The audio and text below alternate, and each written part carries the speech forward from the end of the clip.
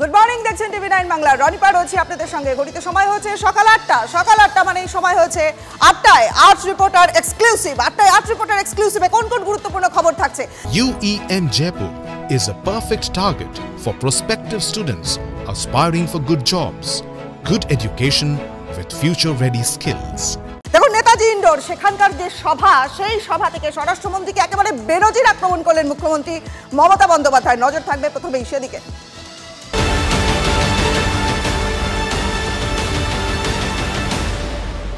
নেতাজি ইন্ডোরের সভা থেকে অমিত শাহকে বেনজির আক্রমণ মুখ্যমন্ত্রী মমতা বন্দ্যোপাধ্যায়। মুর্শিদাবাদের হিংসা নিয়ে কেন্দ্র এবং বিজেপিকে তুলোধরা করলেন মুখ্যমন্ত্রী।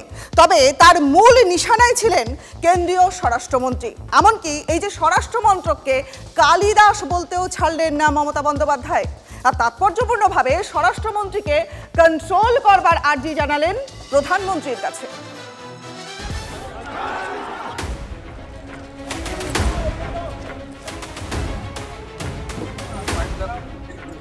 জঙ্গিপুরে হিংসার আগুন।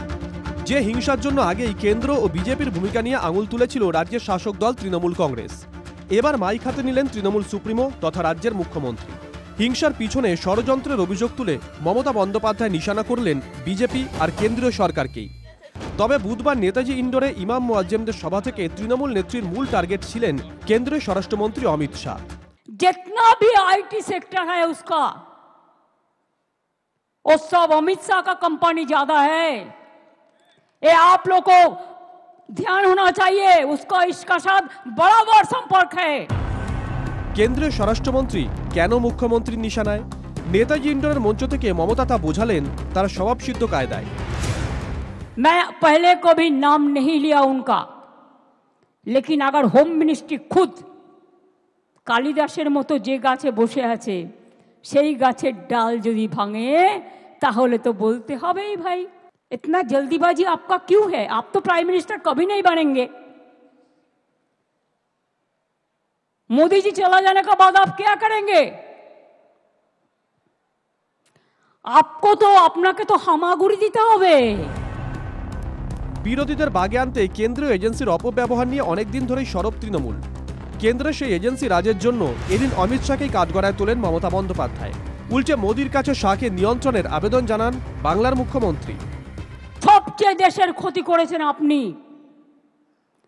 মোদিজিকে আমি রিকোয়েস্ট করব, দয়া করে লোকটাকে কন্ট্রোল করুন। সমস্ত এজেন্সিকে দিয়ে দিয়েছেন ওনার হাতে, আর উনি সমস্ত প্ল্যান তৈরি করছেন। মুর্শিদাবাদের হিংসা নিয়ে মমতা নীরব রয়েছে বলে অভিযোগ তুলেছিলেন বিজেপির আরেক পোস্টার বয় যোগী আদিত্যনাথ। নেতাজি ইন্ডোরের মঞ্চ থেকে সেই যোগীকেও এক হাত দেন মমতা বন্দ্যোপাধ্যায়। यूपीতে 69,000 टीचरेর চাকরি গেছে। যোগী বড় বড় बात कर रहा है, सबसे बड़ा भोगी है। महाकुंभ में कितना लोगों का मौत हुआ, कोई लिस्ट ऑफ पब्लिकली दिया? বিজেপির অন্য কোনো নেতা নন, মমতার মূল টার্গেট যে অমিত শাহ। বুধবারের সভায় তা বারবার বুঝিয়ে দিয়েছেন তৃণমূল নেত্রী। এমনকি অমিত শাহকে বিদ্যে তুলে এনেছেন গুজরাটের প্রসঙ্গ। अमित शाह जी, आपको तो कोई पहचानता नहीं है, वो इसको ही पहचानता है जो गुजरात दांगा में देखा, वो लोग पहचानता है बहुत अच्छा से। वो आज भी हम लोग नहीं भूला। এরপর অনেক পরিবর্তন হবে দিল্লিতে,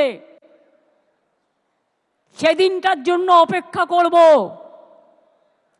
আবার নতুন সরকার হবে এবং নতুন সরকারে আশা করি হামাগুড়ি বাবু দেবেন না। অমিত শাহের বিরুদ্ধে অভিযোগের পাহাড় সামনে আনছেন মুখ্যমন্ত্রী মমতা বন্দ্যোপাধ্যায়। সব থেকে তাৎপর্যপূর্ণ সেই অভিযোগ নিয়ে তিনি দরবার করছেন নরেন্দ্র মোদীর কাছে। প্রকাশ্য সভা থেকে আবেদন করছেন শাহকে কন্ট্রোল করার। বেনজির এই রাজনৈতিক সংলাপ নিঃসন্দেহে রাজনীতির অনেক সমীকরণেই উল্টে পাল্টে দিতে পারে। Bureau report, TV nine Bangla. স্বরাষ্ট্রমন্ত্রীকে যেমন একদিকে মুখ্যমন্ত্রী মমতা বন্দ্যোপাধ্যায় তিনি নিশানা করছেন, আর পাশাপাশি অন্তর্ঘাতের তত্ত্ব বিজেপি নেতার গলাতে। মুর্শিদাবাদে হিংসায় পুলিশি অন্তর্ঘাতের তত্ত্ব বিজেপি নেতা দিলীপ ঘোষের। পুলিশ বিএসএফকে আরও ভিতরে ঢুকতে দিলে তাণ্ডবকারী যারা তারা ধরা পড়ে যেত। ইচ্ছে করেই বিএসএফকে ঢুকতে দেয়নি পুলিশ। কেন্দ্রীয় তদন্তকারী সংস্থাগুলির তদন্ত করা উচিত আক্রমণে দিলীপ ঘোষ। বাংলাদেশেরই যে ঘটনা তারই একটা ট্রেলার আমরা এখানে মুর্শিদাবাদে দেখলাম, সেম একই টাইপের, ঠিক বাংলাদেশে যেভাবে করা হয়েছে এটাই এক্সটেন্ডেড বাংলাদেশ হয়ে গেছে। মমতা ব্যানার্জির পুলিশ হয় চুপচাপ দেখছে, নাহলে আগেই পালিয়ে গেছে। এই যে দাঁড়িয়ে দাঁড়িয়ে মুখ দর্শক হিসাবে মমতা ব্যানার্জির প্রশাসন আর পুলিশ দেখছে, এটা আমার মনে হয় তাদের স্ট্র্যাটেজি। 4 মাস আগে হোক বা 4 দিন আগে যদি পরিকল্পনা হয়ে থাকে, পুলিশ ইন্টেলিজেন্স কেন জানতে পারে না? সরকার কেন জানতে পারে না? নাকি জেনেও জানতে চায় না, হতে দিয়েছে? বারবার এটা আমরা বলছি, জানতে পারেন, এরকম হতেই পারে না। উনি চোখ দেখলে মাওবাদী চিনতে পারেন, পার্টির মধ্যে কে খাচ্ছে ঘুমুচ্ছে সেটা জানতে পারেন।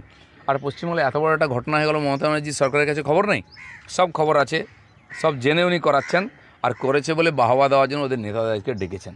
তো সেই জন্য এই ধরনের ঘটনা আগেও হয়েছে, পরেও হবে, হতে দেওয়া হচ্ছে, তাই এটা হচ্ছে।